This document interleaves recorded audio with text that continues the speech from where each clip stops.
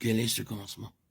Quel est cet état d'enfant qui est essentiel, vital et indispensable? Il s'agit simplement de notre propre connaissance, reçue sans intermédiaire et personnelle du Seigneur. Absolument rien d'autre ne compte pour le Seigneur, et nous pouvons assez justement mettre tout le reste de côté. Cela a pu être une longue suite d'histoires dans le monde du péché et d'apostasie, d'indifférence ou d'hostilité à l'égard de Dieu, ou notez-le, une vie longue d'étroite collaboration avec les choses de Dieu, soit en y étant nés, soit plus tard, en intégrant un foyer chrétien, où nous étions entourés par toutes les choses de Dieu. Beaucoup d'enseignements, de vérité, beaucoup de choses en lien avec le Seigneur. Nous étions au milieu de tout cela. Et d'une certaine manière, nous en faisions partie. Pourtant, dans les deux cas, dans le monde rejetant Dieu ou au milieu d'un solide ordre religieux de choses, sans vraiment en être nous-mêmes, il n'existait aucune réelle connaissance personnelle et directe du Seigneur. Et ces deux cas n'ont aucune importance en ce qui concerne le Seigneur. Le Seigneur dit que vous ayez été totalement au dehors et opposé ou indifférent, ou qu'en raison de votre vie ici sur terre, vous ayez été physiquement au milieu de choses qui me concernaient, mais sans expérimenter une connaissance personnelle de moi-même, cela ne compte pas. Ce n'est pas une histoire avec moi. L'histoire avec moi est uniquement celle de votre propre connaissance personnelle de Christ.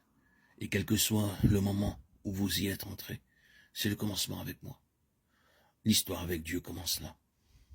L'Église des premiers-nés n'est pas une chose traditionnelle. Ce n'est pas un sujet de principe qui a été repris de génération en génération, ni l'objet d'une vérité approuvée, si vraie, pleine et profonde puisse-t-elle être. Les générations suivantes ne deviennent pas l'Église des premiers-nés grâce à leur acceptation des vérités que possédait leur père, des vérités dans lesquelles elles ont été introduites, peut-être par leur naissance naturelle et avec lesquelles elles ont été associées en raison de leur relation familiale. L'Église des premiers-nés n'est pas cela. L'Église des premiers-nés, c'est celle qui est parvenue à une histoire personnelle et directe avec Dieu. Et tout le reste ne compte pas. Si vous êtes véritablement né de nouveau, il vous est possible de parvenir dans un temps très court à une connaissance très réelle du Seigneur. Mais si nous apportons ou essayons de continuer quelque chose ou adoptons un élément qui ne provient pas de notre marche personnelle avec le Seigneur, nous compliquons toute la situation.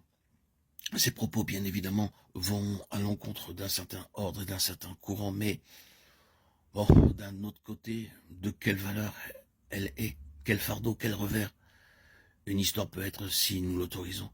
Bien sûr, nous pouvons aussi permettre à des années vides de relation avec Dieu de générer en nous beaucoup de détresse et nous faire ressentir qu'à cause du temps important perdu dans nos vies, nous ne pouvons jamais parvenir à aucune plénitude et nous devons nous contenter de très peu. Or, ceci est vraiment une mauvaise attitude et ce n'est pas celle que le Seigneur prend.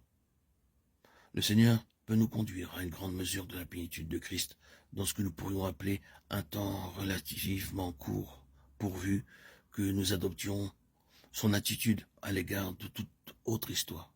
Elle prend fin avec la croix du Seigneur Jésus, et l'histoire spirituelle commence dans une union avec lui dans sa résurrection. Cela donne à Dieu une voie dégagée.